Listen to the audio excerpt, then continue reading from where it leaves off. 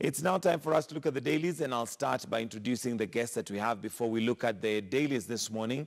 And I'll start with my immediate left, where we have Njiro Ndwiga, who is who is a constitutional lawyer and also an advocate of the High Court. Thank you for joining us. Thank you, We're also joined by Bernard Wakoli, who's a political analyst. Thank you. And last but not least, we have Frederick Okango, who's the Secretary General for Third Way Alliance. Thank you, gentlemen, for joining us. Before we get into the political point, let's just look at what's making headlines today in the dailies. And we start off with the Standard, where tough rules to curb Form 1 selection fraud. So it looks like fraud is something that happens basically at all levels, including selection of schools. And the ministry has had to come in strong and rein in on any potential fraudsters that may want to prey on that. Let me start with you, Mr. Ndegwa, Yes. on this, stringent and focus that has been on our schools, actually not just now, but for the last few years, starting with exam cheating. Now it's even selection. Yeah, it's interesting to see, first of all, how the whole process of the exam was conducted by the ministry, all the way from the KCP and the KCSE. We saw the might in which the ministry came into it. And all this was done so that they could allegedly prevent stealing of exams by the students and also other stakeholders. One thing that triggered my mind is how probably apprehensive we are on issues of theft, that we have to apply such kind of muscle so that we can actually try to deter our children from stealing. The first thing that ought to have been done is that we should have, first of all, inculcated good values and virtues in our peoples and students, to know that even stealing exam itself is wrong. So if these virtues and values were inculcated, the first day the student gets into class, he would probably be prepared that he or she cannot engage in any exam malpractice. Yesterday, I had a discussion with one of the commissioners of the EACC. And one of the questions I put to them is how they are dealing with the issues of inculcating ethics in our society. And because the EACC has become much more of a policeman than the intention in which it was intended for, either in the Act and in the Constitution. So he told me that occasionally they visit schools and start teaching people about ethics, and they have also formed clubs in schools. I told them issues of ethics cannot be done the way we used to do the 4K clubs, and the way we used to do the wildlife clubs, and the way we used to do the debate clubs. It must be a full unit where we are teaching people ethos and ethics. Correct. I also told him, he told me that they occasionally visit schools and give lectures on corruption and ethics. And then I told him issues of ethics cannot be done in a pastoral way, like you're doing pastoralism, the way we used to have preachers come every Wednesday to preach to us in class and in school. So when you come to today's headlines, you can see now the ministry was apprehensive that the student would steal exams. They are still apprehensive that even the persons people in charge of selections, engaging in the selections, which largely are also people in the ministry, head teachers and all that, they will still be engaged in malpractice. So basically we are living in a morally corrupt nation. And you can see we are only trying to prevent. We have no means of making sure that these things do not recur. Let me come to you, Mr. Okango. And I mean, it is a matter of concern that it does not matter whether it is at the exam level. And we're talking about KCP. These are very young children. Doesn't matter whether it's KCSE. Then now we even see when it comes to selection. So this is something that literally filters right from the top to the bottom. How do we deal with this vice that we seem to have? And you see, it also reflects in our politics. Or does it start from our political scene and then come here? Thank you, Mike. I think we are a country with people who are full of scarcity mentality, right from the family level all the way to the political level. You know, it's if you look at what the parents would want for their children, they would want their children to go to the best school, whether they pass or they don't pass. The teachers themselves want their pupils to go to the best school, whether they pass or they don't pass. And that's why now the ministry is struggling to put stringent measures on how you know, ensure that you have to the right ensure that people going the to right the right people school. goes to, and that is a factor of leadership, Mike. Because you see, sometimes I'm very reluctant to say we are a corrupt country. I don't think we are a corrupt country. We're just a people that have lost their values, and now we are trying to believe in something that is no longer attainable. If you want to cheat your way into anything, then that is a society that has lost it. Look at how our leaders, first of all, the political leadership, act. They act in deceit. And to them, everything that comes their way in an authorized manner is the way. And that is what the pupils and the students follow, because they watch news, they read newspapers, they emulate. and they emulate that. And even the teachers, when the exams were being done, Mike, you realized it had to take the president and the deputy president to walk into exam rooms to ensure that just this exercise is smooth. Even though it was intimidation, but look, it appears that there's something that must be put in order so that things can work. That is strange in this country. And now we are going into Form 1 selection. Somebody could be planning to put student B instead of student A. And of course at a fee. At a fee. And that means our honor has deteriorated, our integrity level has gone down, and we are a society that is rotten. We are no longer corrupt, we are rotten. Bernard, and I think when we look at the ripple effect of this, it could be very possible that we have doctors who never qualified to be doctors, because I mean, it starts from that basic. We could have engineers who maybe did not qualify to be engineers or were not supposed to be engineers, but somehow they got there. But it looks like it's literally a cogwheel that is completely corrupt. And one wonders where to begin. Do we begin with teaching this ethics in our homes? Yet the children that we're bringing up can see what's happening. We're in a society that literally idolizes or praises those who seem to have very weird ways of gaining their wealth. And wealth has become our definition of success. Mike, thank you very much, and welcome viewers. Kenya is a highly religious country. When you look at the composition of our society, you realize that mostly, maybe 60% of Kenyans are Christians. Then we have Muslims, we have Buddhists, we have Hindus, and everybody, at least everybody, proclaim to be religious. But one common factor in religion or religious teachings about trust, and it condemns stealing, it condemns some of these malpractices that we do. But we have forgotten. It's like religion has become just a way of doing things, not really recognizing the teachings and following the ethos and, all those things that are contained in our religious values. So you find that people have left what they are supposed to do. Now they have appreciated corruption. They have appreciated what I might say lack of integrity and values. You brought up a very good point about people getting positions or getting something that they are not qualified for. When I was growing up in my village, there were these chiefs or there were these chairmen, Kanu chairmen. And when some students could apply for maybe teaching, where I come from, teaching is very noble career. Everybody, at least every family will find a teacher. So when those letters come, you'll find that this chief picks that letter, gives to his son or his relatives, to the disadvantage of the person who had actually applied and qualified for that unit. So you find that somebody is having like 5 names, Bernard, Timothy, something.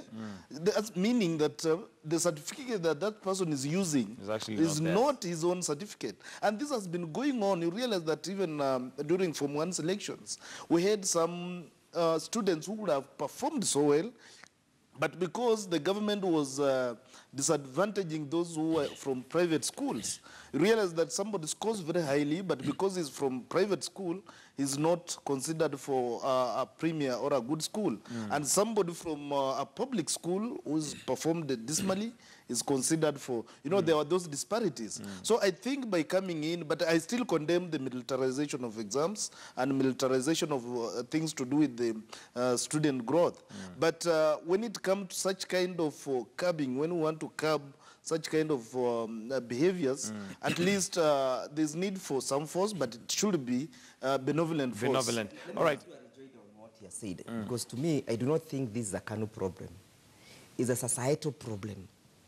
And if you look at the way now bringing issues of politics into how the ministry is manning the process of the examination and the results, if you look at how we even conduct our politics, it's so untidy.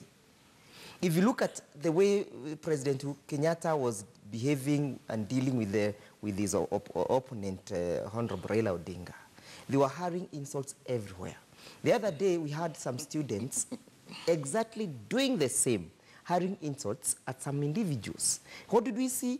We saw the people and the government coming up in big forces and saying these students must be disciplined. We cannot be able to bring up a society that is rotten of this nature. But the question is, what example did you set as a president, as a leader in this country? The other thing is, we must set up a system that is self-accountable and self-evaluating and transparent. The exam is not the only issue. If you look at the agricultural sector, the system is so corrupt, it's so rotten. Somebody is being told, "Atujui mahindi imeenda wapi." Somebody is being told, and you know, by the way, your company is being mentioned in this and this scandal. But it doesn't have the guts to come and say, to give a clean bill of health and exonerate himself or give an account of what transpired. So ideally, we must have a self-introspection process as a country to evaluate where do we place our moral, where do we place our ethics, where do we place our ethos. And the church will not help us. First of all, the church was the biggest mess. First of all, the church was the biggest sellout, because if you see what they are doing today, they are preaching the gospel of prosperity. So if today I'm not able to prosper, as a pastor tells me, as a vicar tells me, as a father tells me, I'll look for the next shortest exit. Reason being, unless I have the money, I will not be invited for multiple harambes.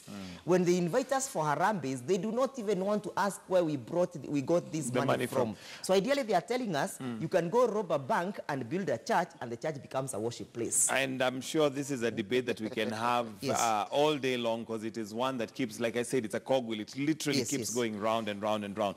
But let's look at other stories that are making headlines on the papers. And looking at the front page of the Standard, there's a picture there of the pain and agony as Matatu barred from city center. This, of course, has now been lifted. But I'm reminded of one African saying that says something to the effect that you feel sorry for the feet that are under a madman. And that basically means, you know, because those feet will be taken through water, they'll be taken through fire, because their head, you know, is basically not working properly. But let me come to you, Mr. Okango. And looking at now the suffering that Nairobians went through yesterday because of a decision that seemed not to be thought through. We mentioned this yesterday, that there seems to be no strategy that has been put in place. Nobody has thought through the whole process. You just wake up one day and decide that, fine, let's ban matatus, but have given no alternatives whatsoever. I agree, Mike. And if you look at our statement that I signed and sent to the newsroom as a part yesterday, I mean, you know, Governor Sonko has a weakness. And this weakness, I'm sure his advisors now who are watching could maybe take this for free. You cannot wake up one day and decide that this is the path that you want to take the people that you're leading to. It is wrong. Number one, we all acknowledge that this city needs a decongestion, especially in the CBD, where the matatus are all over. There's a mess, border. But there was an issue that we raised on the people who are getting to this city genuinely to go and walk or to the hospital to get their medical services, walking to the hospitals. The expectant mothers, the sick, the disabled. Some of these people, the directive that Governor Mike Sonko gave did not take care of them. Number two, there's an issue of public participation. As a requirement of County Governance Act, Section 30, I think Part 4, Section 30, and subsection 3G, that the governor shall provide for public citizen, what we call citizen participation in any policy and directive they give, and even the law. But it appears that the stakeholders themselves were never involved in that directive or that policy, for that matter. Number three, look at the way it was done. You know, there's a feeling that if you listen to him when he appeared before the Senate committee, there's a feeling that there's somebody who would want to come in and now do the chauffeuring of commuters from the termini to the CBD. Who is this person? That is the question. Who is this person? Lastly, the directive, to me, does not bind the people of Nairobi. It is null because they were never involved. But most importantly, why don't we now take time and look at the real issues that are affecting the county of Nairobi? Cleanliness, the garbage collection, water issues. Clean and reliable water is not there. Look at some of the roads. There are potholes all over. I think those are issues of concern. Those are urgent issues that need to be addressed.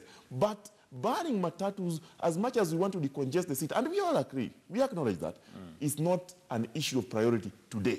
It's not an issue of priority. All right, let me come to you, Bernard. And there's also a story on page 8 of the Standard where major road plan fails despite 30 billion loan. You remember the BRT, bus rapid transport system, where they went painting, some one lane on Thika Road. And there was meant to be buses, apparently, that only, I think, an 80-seater bus that was supposed to ferry people. But that, of course, never took off. Again, what is the challenge our leadership has, that things are done so ad hoc? Wake up one day, put the red line, but you have no plan whatsoever. There are no buses that have come in. Of course, there was rumors that there may be somebody who's bringing in these buses. But bottom line is, that was done. I'm sure it costed the taxpayer. But here we are today. The BRT does not exist, doesn't work.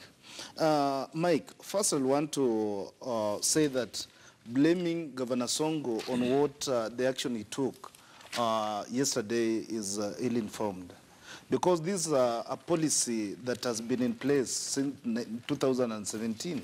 And if anybody, you know Kenyans will like reacting so much. This was a Gazette notice. It's there. So any governor will come in place even after Songo. At some point might want to implement it. You see. So one thing that people who are reacting now would have done. I saw Sakaja in court yesterday. Correct. Saying that people are not consulted. I don't know. Where has he been from 2017 up to now? And this is something that has been in public domain, which means people don't read. People don't know what are Gazette notices. People don't understand what's happening. But having said that, it's very important also to look at the planning or city planning, because population has increased drastically. And also there is an increase of PSVs, which is something that need to be controlled. But yesterday I was shocked that after banning matatus from entering the CBD, we had so much traffic that I was wondering now everybody has brought out their car. And of course that goes to tell us that even the whole advice is wrong, because the public transport that brings in more people. If we had more buses with more people in them, you'd have less cars on the road. It will have but now, when we have private vehicles, you have a vehicle, you have one, I have one, you have one. We are only four of us, and you have 4 vehicles on the road. So really, even when you look at the whole system, there's just something wrong with it. Yeah, and I remember there's a time, even looking at those transport system, there's a time Kidero visited, I don't know which country, and he came up with these very good ideas of, having train system and, all those things. And trams. All those things were just on paper and ideas. I think there's need for strategic planning of our city to ensure that everybody, movement is very, very comfortable, especially to people who cannot move. It's people with the disability.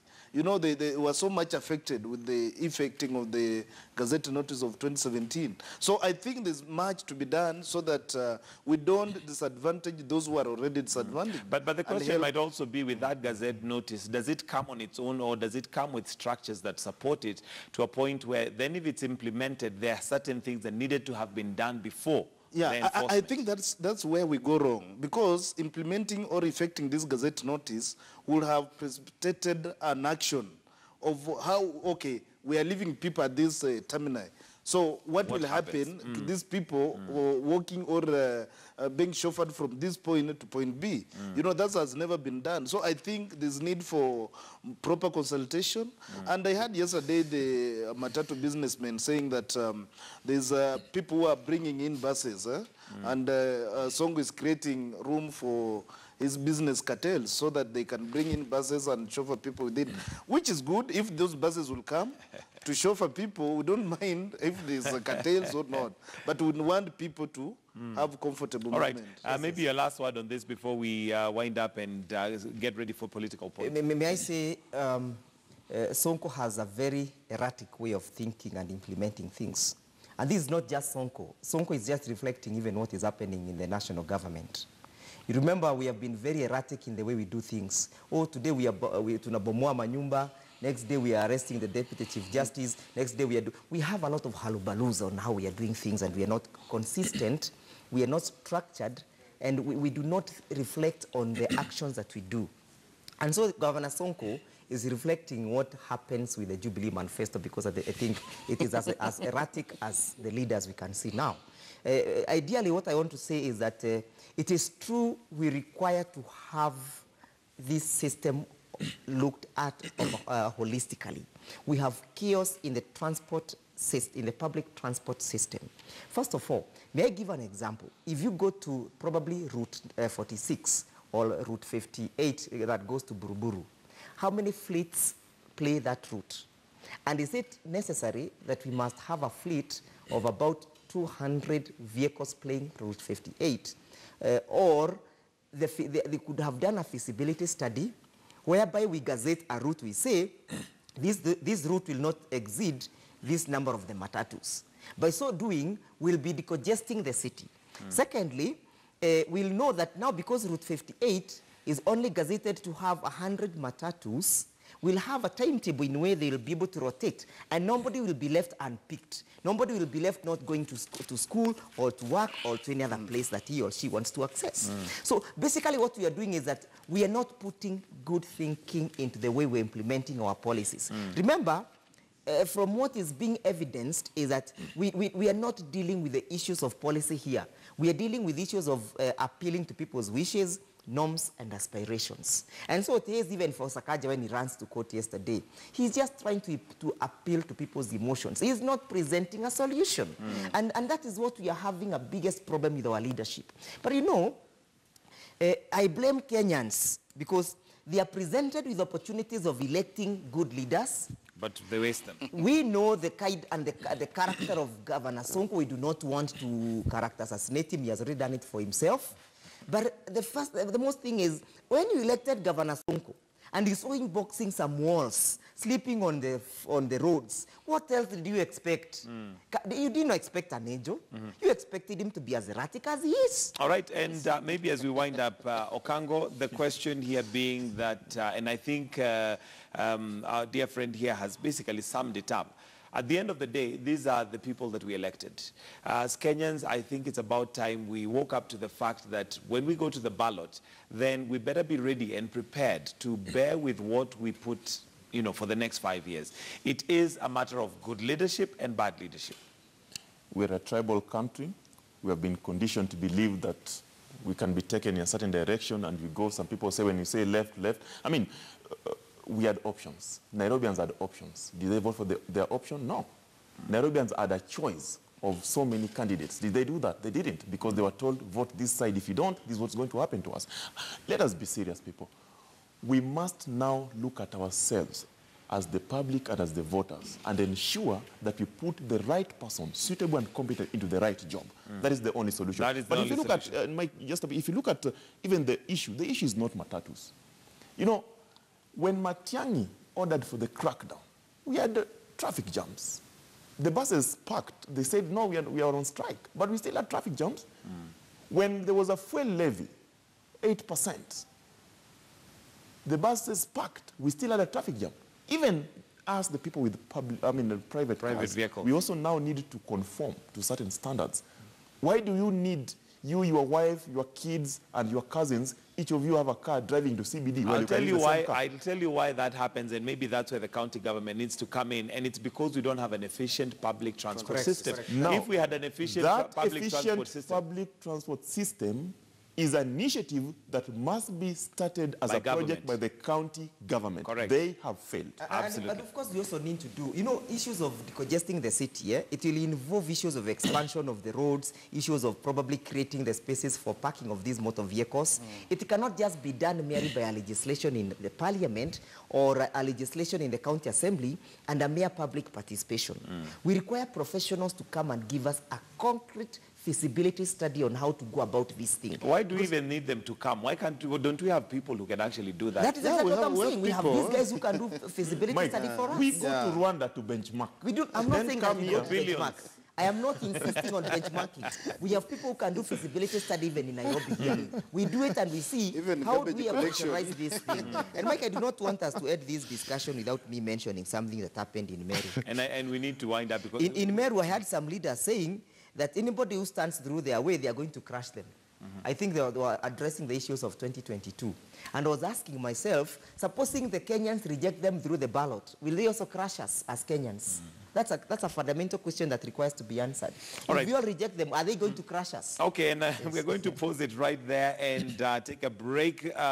We'll come back with Political Point, but we also have our very own Mark Namaso, who's at Ngara Footbridge, and we're going to be talking to him in just a while to find out how things are. Remember, the ban has now been lifted. Matachus can actually get into the CBD, but we'd also like to assess and see what the situation on the ground is so far. So Mark Namaso, we're going to be coming back to you in just a while. For now, we take that break. When we come back, let's find out what's happening in the city as we also delve into the Political Point right here on Morning Express.